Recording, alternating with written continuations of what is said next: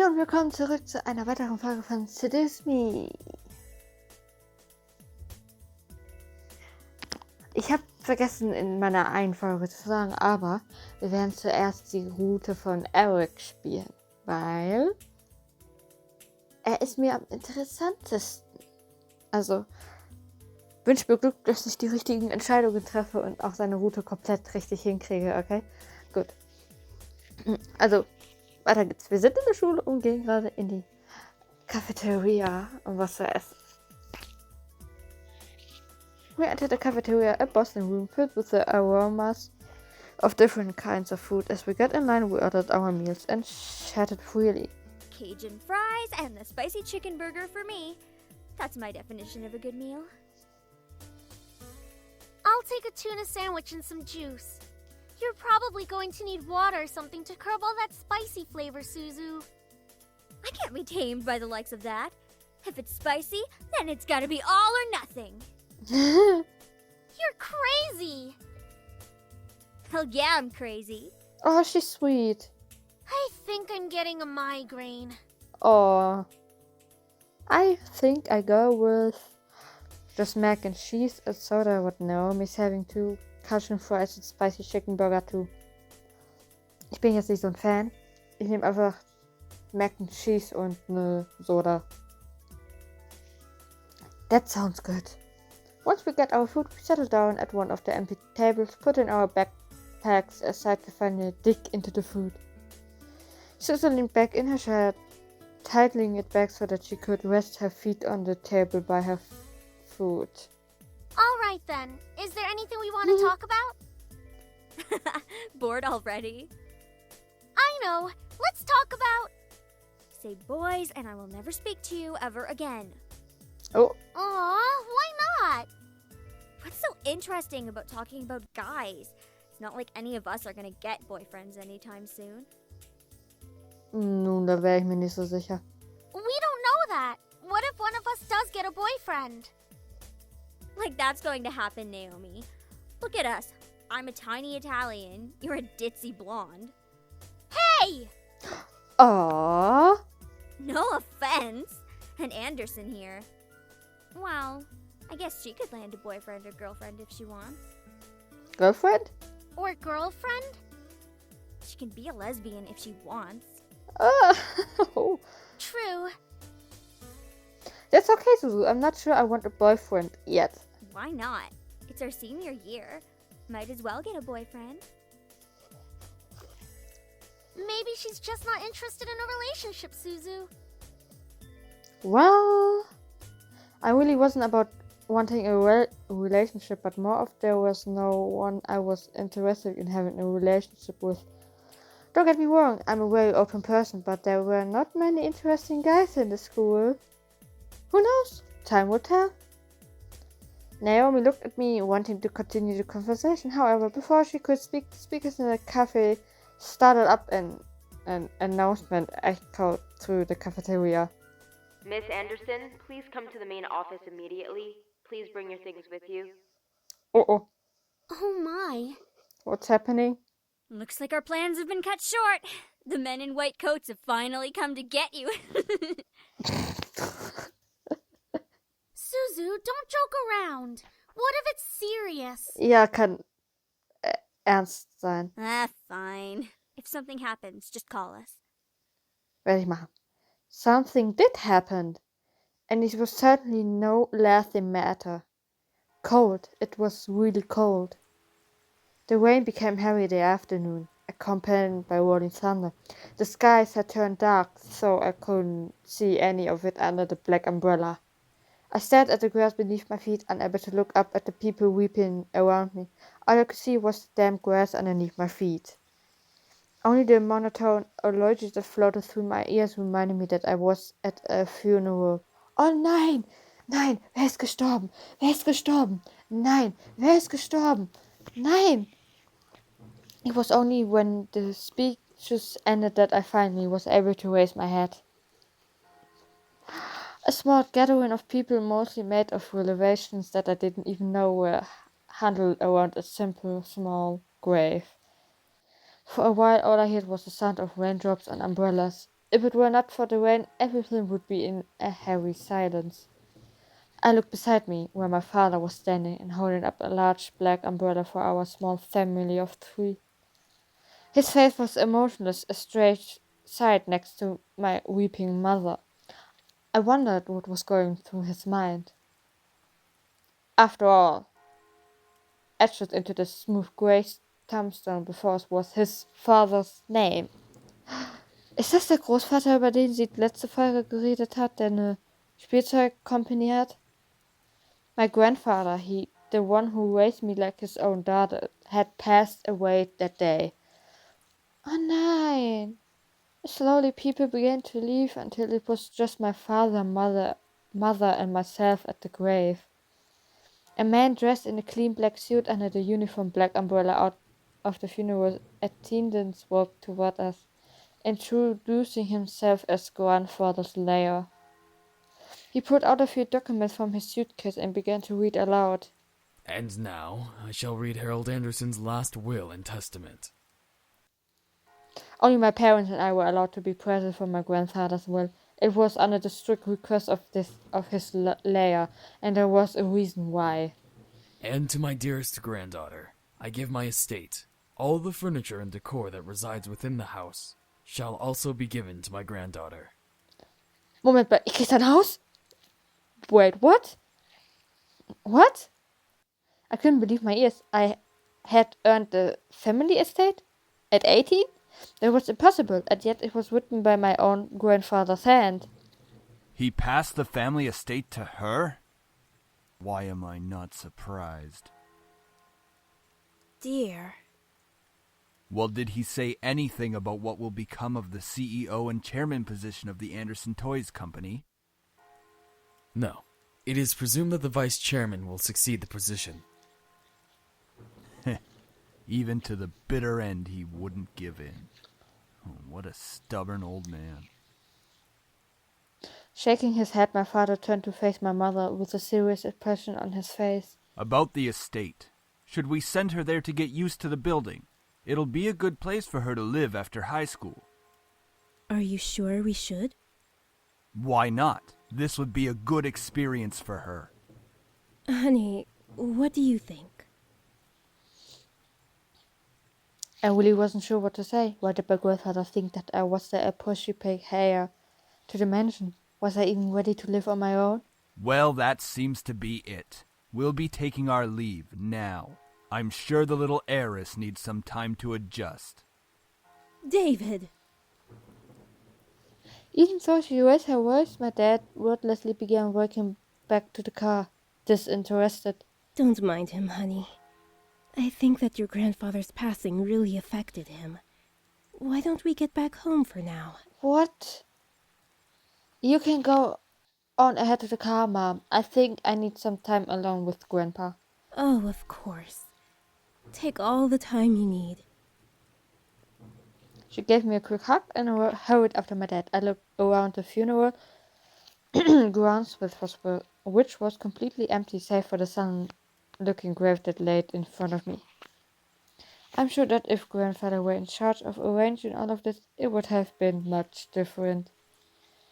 It was plenty obvious that my dad was in charge of the whole event. Who else would bury their own family the same day they passed away?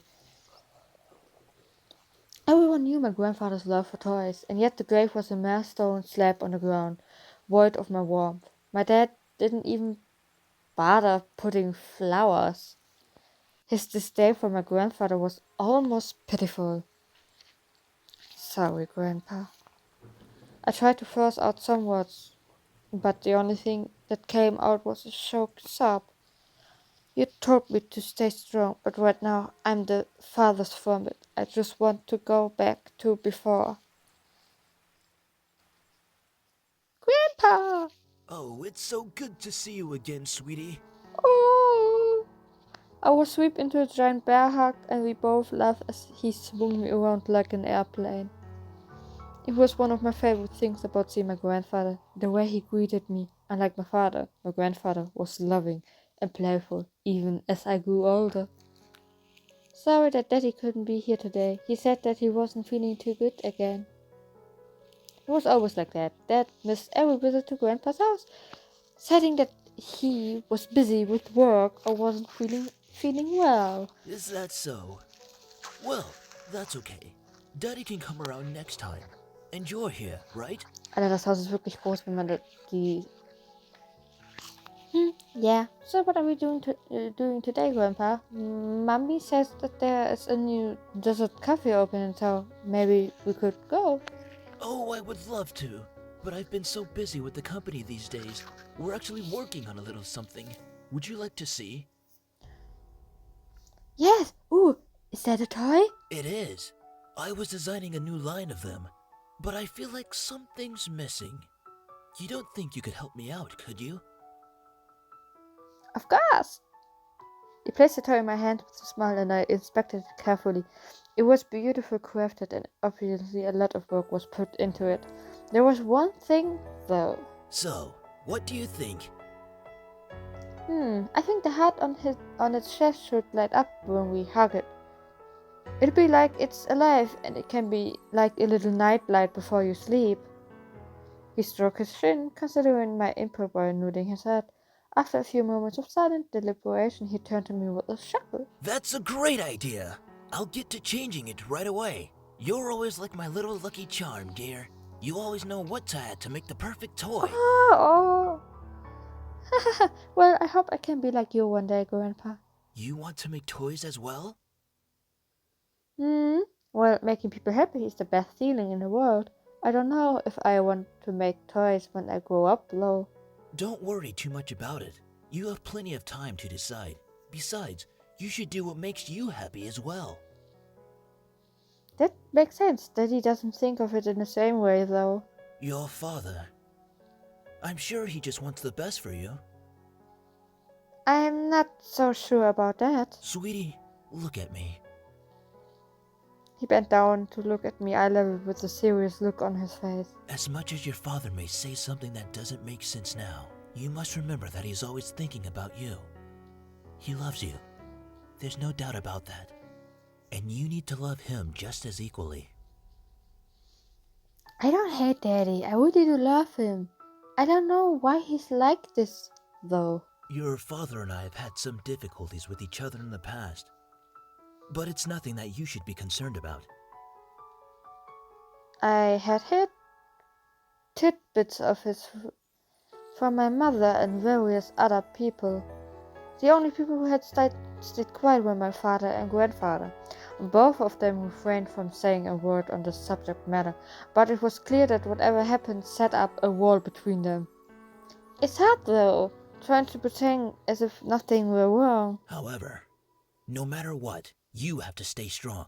You're a big girl already, and, well, there'll come a day when it seems like it's you against the world. But always remember that your family and friends will be here with you. No. Daddy, Mommy, your friends at school, me. We'll stand together to get through it. How can you be so sure of that?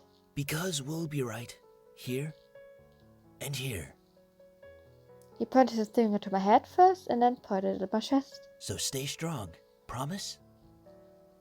For a moment he looked almost sad, pleading, but as quickly as it had come, the expression disappeared from his face and he was all smiles once again. Promise. Upon hearing that, Grandpa let out a great burst of laughter and stood up. All right then. Enough of that. How about I whip up some special homemade dessert? I know I can't accompany you at that new cafe, but we sure can talk and eat while I cook and do some paperwork. Homemade dessert? I race you to the kitchen. Hey, slow down there. I'm not what I used to be. Ah, you willed me the very home I love to see you in. Why? Why would you think I would be ready to take it? Especially after this? A sort of angel bubbled with me, but I quickly swallowed it. There was no use in getting mad, especially when the person in question was no longer there.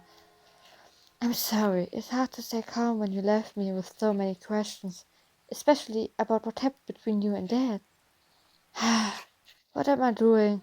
Talking to a grave? My vision blurred and I suddenly realized that I was crying. My face heated up as tears rolled down my cheeks. I'll bring you some flowers later. I miss you, Grandpa. I try my best to fulfill my promise I gave to you, even if the world might be turned against me. I left the grave, wiping my tears hastily so my parents wouldn't see. Well, it's time to head back home. I'll cook up your favorite lasagna when we get home, okay? Thanks, Mom.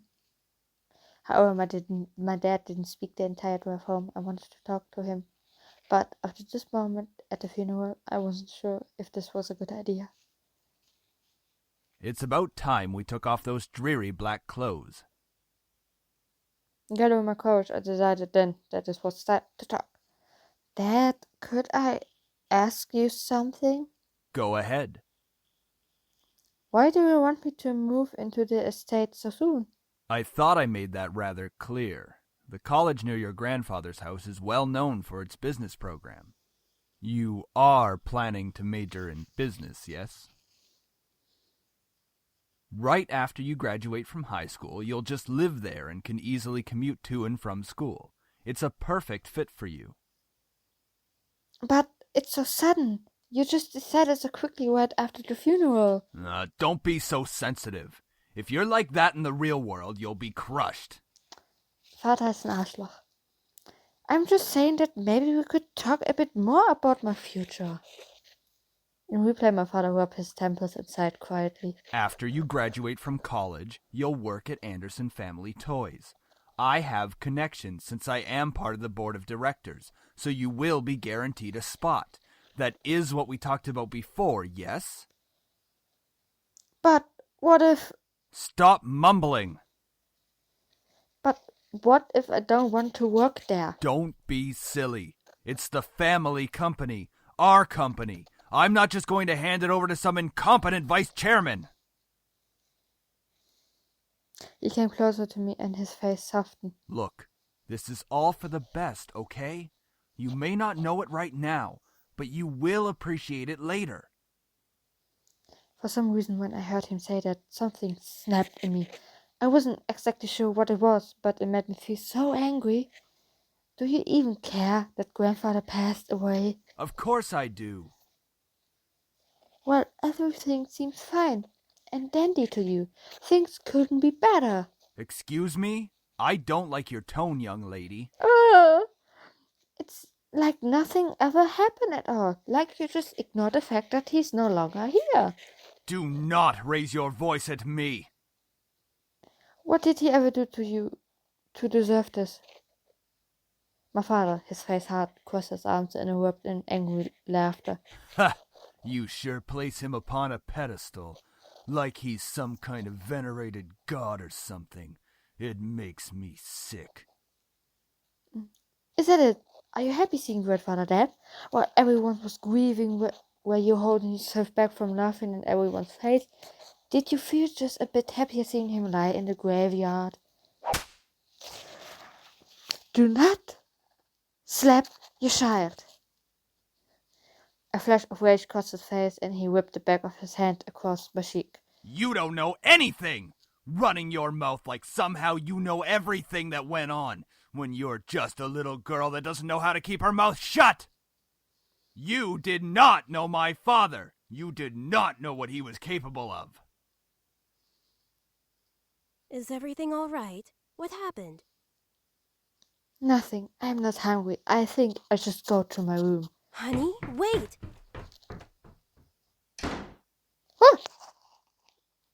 Okay. Hier beende ich die Folge. Ja, ich weiß, abrupter Abbruch, aber ich kann die Folge nicht länger als 20 Minuten machen. Ich hoffe, ihr versteht das. Auf jeden Fall, ich hoffe, euch hat der Part gefallen. Wenn ja, zeigt bitte positive Bewertung und wir sehen uns beim nächsten Part wieder, wenn wir wahrscheinlich nach der Schule in das Haus einziehen werden und wahrscheinlich entweder Naomi und Suzu anrufen. Auf jeden Fall schlagt bitte nicht eure Kinder. Das hilft nichts und auch nicht anschreien. Auf jeden Fall, wir hören uns in der nächsten Folge wieder. Bis dann. Ciao, ciao.